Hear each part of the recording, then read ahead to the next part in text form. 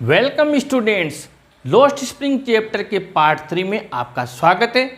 हमने जो आपका साहिब वाला पार्ट पढ़ा था, उस पार्ट में हमने साहिब से रिलेटेड जो भी घटनाक्रम था और सीमापुरी में रहने वाले लोगों से के बारे में बहुत अच्छे से हमने सीखा है।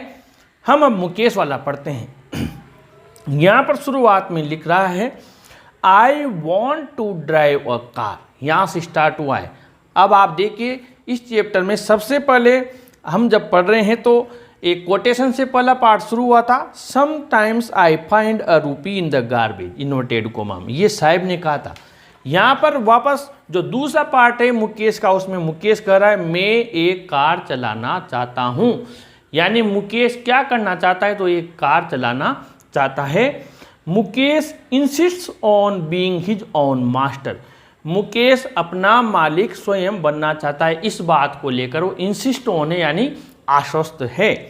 I will be a motor mechanic he announces, announces यानी जोर से कहता है। अब आपसे ये पहला क्वेश्चन यही बनता है यहाँ पर कि मुकेश क्या बनना चाहता है, तो आपको ये चीज़ विशेष ध्यान में रखना है कि Mukesh wants to be a motor और मैकेनिक। ये आपको चीज़ ध्यान में रखनी है कि मुकेश एक मोटर मैकेनिक बनना चाहता है। इस चीज़ को आप विशेष ध्यान से रखें। ये बात बिल्कुल आपके वेरी शॉर्ट आंसर टाइप में या एमसीक्यूज में पूछी जा सकती है कि मुकेश क्या बनना चाहता है, तो मुकेश एक मोटर मैकेनिक बनना चाहता है। Do you know anything about cars, I ask, मैंने पूछा क्या गाड़ियों के बारे में, कार के बारे में कुछ जानते हो। I will learn to drive a car, he answers, वो कहता है मैं कार चलाना सीख लूँगा। Looking straight in to my eyes, मेरी आंखों में सीधा देखते हुए। His dreams looms like a mirage amidst the dust of streets that fill his town Firozabad, उसका सपना, ड्रीम, उसका सपना है, क्या है सपना, मोटर मैकेनिक बनने का, गाड़ी चलाने का, कार चलाने का।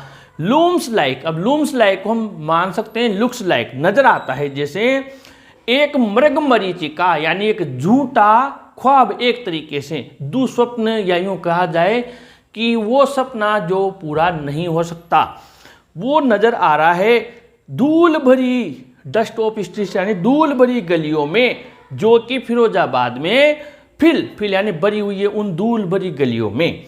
फेमस फॉर इट्स बैंगल्स, अब ये एक बात और आगे कि फिरोजाबाद, यहाँ पर ध्यान दें, फिरोजाबाद किसके लिए प्रसिद्ध है, Firozabad is famous, famous for किसके लिए प्रसिद्ध है, बैंगल्स, बैंगल्स के लिए, या बैंगल मैकिंग, चूड़ी बनाने के लिए प्रसिद्ध है। बैंगल मेकिंग लिख देते हैं यहाँ पर, बैंगल मेकिंग, इसके लिए ये फिरोजाबाद प्रसिद्ध है। बैंगल्स के लिए प्रसिद्ध है या फिर किसके लिए प्रसिद्ध है, बैंगल मेकिंग के लिए। Every other family in Firozabad is engaged in making bangles, Firozabad में हर दूसरा परिवार चूड़ी बनाने में एंगेज यानी लगा हुआ है। It is the center of India's glass blowing industry where families have spent generations working around furnaces. ये भारत के ग्लास ब्लोइंग यानी कांच दमन इंडस्ट्री, कारखाने का सेंटर यानी केंद्र है, जहां परिवारों ने स्पेंट गुजार दी है, जनरेशन यानी पीढ़ियां, वर्किंग अराउंड फर्नेसेज यानी भट्टियों के, वर्किंग अराउंड यानी चारों ओर काम करते हुए, वेल्डिंग ग्लास कांच को जोड़ने का, मैकिंग बैंगल्स चूड़ी बनाने का, for all the women in the land it seems, ऐसा प्रतीत होता है संसार की सभी महिलाओं के लिए। Mukesh family is among them, Mukesh का परिवार भी उनमें एक है। None of them know that it is illegal for children like him to work in the glass furnaces with high temperatures. उनमें से ये कोई भी नहीं जानता है कि बच्चों को जो कांच की भट्टियां हैं, ग्लास फर्नेसेज, जो हाई टेम्परेचर, बड़े ज़्यादा तापमान वाली है, वहाँ बच्चों से काम करवाना अवैध है। In dingy cells without air and light, वो कोठरियाँ अंधेरे से भरी हुई कोठरियाँ जहाँ पर ना हवा है और नहीं प्रकाश है। That the law if enforced, अगर कानून लागू किया जाए, could get him and all those 20,000 children out of the hot furnaces where they slog their daylight hours। अगर ऐसा किया जाए तो 20,000 बच्चों को, अब एक बात याद रखना कि सीमापुरी में तो 10,000 लोग रह रहे थे रेग पिकर्स, यहाँ पर कितने बच्चे काम कर रहे हैं ये चीज़ आपसे पूछी जा सकती है, संख्या पूछी जा सकती है। 20,000 चिल्ड्रन काम कर रहे हैं भट्टियों में और उन्हें बाहर निकाला जा सकता है जहाँ डे लाइट आवर्स को स्लो कर रहे हैं, यानी क्या करें, बिता रहे हैं काम करके।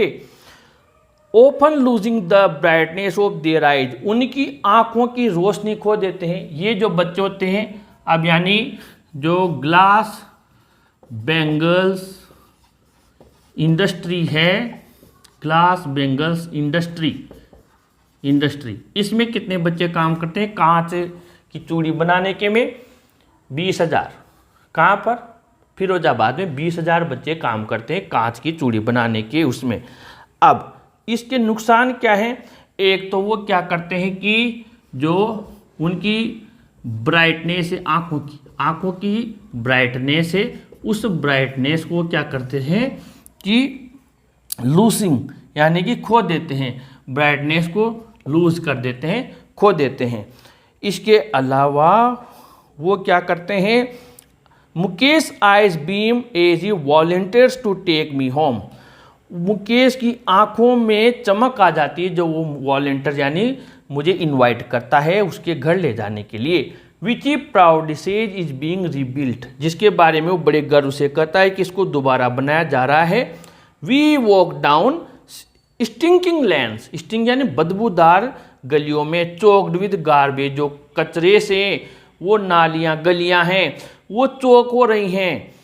Past homes that remain hovels with crumbling walls, वहाँ से गुजरते हैं हॉवेल्स यानी कि खंडर टाइप मकान, टूटी फूटी झोंपड़ियाँ, घर जिनकी दीवारें क्रम्बलिंग यानी हिलती डुलती हुई ऐसी है। Past homes that remain hovels with crumbling walls, wobbly doors यानी हिलने डुलने वाले दरवाजे। नो विंडो, जिनमें कोई खिड़कियां नहीं है। Crowded with families of humans and animals coexisting in the primal state, वो भीड़ से भरा हुआ वो लोग जहाँ पर कि कौन कौन रह रहे हैं, मानव का परिवार और जानवर को एग्जिस्टिंग यानी साथ साथ रह रहे हैं। प्राइमल स्टेट यानी कि प्राचीन समय की तरह। He stops at the door of one such house, वो ऐसे ही एक घर के मकान के दरवाजे के सामने रुकता है। Bangs a wobbly iron door with his foot, और पैर से जोर से एक हिलते हुए लोहे के दरवाजे को धक्का मारता है। एंड पुशेज इट ओपन, और इसे खोल देता है। We enter half built shack, हम आधे बने झोपड़े में चले जाते हैं। Within one part of it thatched with dead grass, इसके एक हिस्से पर थेस्ट यानी कवर किया हुआ है, डाला हुआ है सूखी घास। और इज अ फायरवुड स्टोव और which sits a large vessel of sizzling spinach leaves, एक फायरवुड स्टोव है यानी कि लकड़ी से ईंधन से चलने वाला चूल्हा है जिसके ऊपर बड़ा सा लार्ज वेसल यानी बर्तन चढ़ा रखा है जिसमें सिजलिंग स्पिनेक लीव्स यानी कि पालक की पत्तियां उबल रही हैं। On the ground in large aluminium platters are more chopped vegetables, और जो जमीन पर एक बड़ी सी एल्यूमिनियम की परात रखी हुई है जिसमें कटी हुई सब्जियां रखी हुई हैं। और A frail young woman is cooking the evening meal for the whole family, एक कमजोर युवा महिला सारे परिवार के लिए खाना पका रही है। Through eyes filled with smoke she smiles, वो मुस्कुराती है और उसकी आंखों में धुआं भरा हुआ है। She is the wife of Mukesh elder brother, यानी कि जो मुकेश के एल्डर ब्रदर हैं, एल्डर ब्रदर उसकी वाइफ है। मुकेश एल्डर ब्रदर्स वाइफ कौन है? Frail young woman, fair young woman है। वो कौन है? मुकेश के बड़े भाई की पत्नी है। क्या कर रही है? खाना पका रही है। और इसके अलावा मुस्कुराती है। इसके बाद में not much older in years, ज़्यादा उम्र की नहीं है। She has begun to command respect as the bahu, लेकिन उसे बहू का सम्मान मिल गया है। The daughter in law of the house, उसको किस चीज़ का सम्मान मिल गया है? The daughter in law of the house, और वो क्या है? इंचार्ज है 3 मेन पर, यानी 3 व्यक्तियों की ऑलरेडी इंचार्ज है। उसका पति मुकेश और उनके पिता। When the older man enters, she gently withdraws behind the broken wall and brings her little closer to her face. जब भी कोई भी एल्डर व्यक्ति अंदर आता है, कोई भी एल्डर मैन या पर्सन अंदर आता है, तो ये डॉटर इन लॉ क्या करती है? जो टूटी सी दीवार है, उस दीवार के पीछे चली जाती है और घूंघट को नीचे ले आती है उसके चेहरे के पास में। ये कस्टम है वहाँ पर, ये कस्टम है वहाँ के। कस्टम क्या है? कस्टम क्या है कि कोई भी बड़ा व्यक्ति आएगा तो वो क्या करेगी? ये डॉटर इन लॉ घूंघट निकालेगी। ये कस्टम में क्या रिवाज है वहाँ पर? ये कस्टम में ध्यान रखना। और इसके अलावा as a custom demand daughter in law must wheel their passage before male elders, यानी कि जब भी कोई मेल एल्डर आएगा तो ये क्या करेगी? घूंघट निकाल लेगी।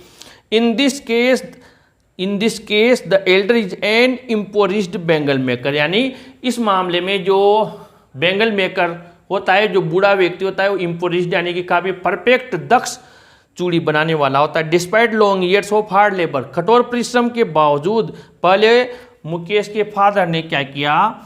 जो मुकेश के फादर हैं, ध्यान रखना, मुकेश फादर पहले क्या करते थे? छोटी छोटी चीज़ें पूछने लगे। पहले क्या करते? टेलरिंग का काम करते थे। पहले टेलर थे और उसके बाद में ये बेंगल मेकर बने। ध्यान रखना, मुकेश के पिता पहले टेलरिंग का काम करते थे, फिर ये बेंगल मेकर बन गए। तो पहले क्या करते थे? टेलरिंग का काम करते थे। फिर he has failed to renovate house, मकान को रिनोवेट भी नहीं कर पाए, यानी दोबारा उसकी सार संभाल मरम्मत नहीं कर पाए। और send his two sons to school, और दोनों लड़कों को स्कूल नहीं भेज पाए। All he manage to do is teach them what he knows the art of making bangles, केवल वो क्या सिखा पाए? ये कला जो जानते थे चूड़ी बनाने की। इसके अलावा वो कुछ भी नहीं सिखा पाए उनको। तो ये हमने इतना सा पार्ट पढ़ा है, छोटा सा, ताकि आप लोग छोटे छोटे टुकड़ों में, अभी हमारे पास समय है, इस चैप्टर को अच्छे से प्रिपेयर कर लें। जब हम आपका पूरा कोर्स कंप्लीट हो जाएगा, एक एक चीज़ को फिर आपसे पूछेंगे, क्वेश्चन आंसर सीखेंगे, याद करेंगे और आपके टेस्ट लेंगे। लेकिन प्लीज़ आप इस चैप्टर को जो भी मैं पढ़ा रहा हूँ बहुत अच्छे से समझें, 1-2 बार समझें, ताकि ये जो बारीक से बारीक चीज़ें ये भी आपको अच्छे से याद रहे। अगले पार्ट में फिर आगे बढ़ते हैं, आपसे मुलाकात होगी। इस वीडियो को ज़्यादा से ज़्यादा लाइक शेयर करें और अपने चैनल को भी ज़रूर सब्सक्राइब करें स्टूडेंट्स। Thank you.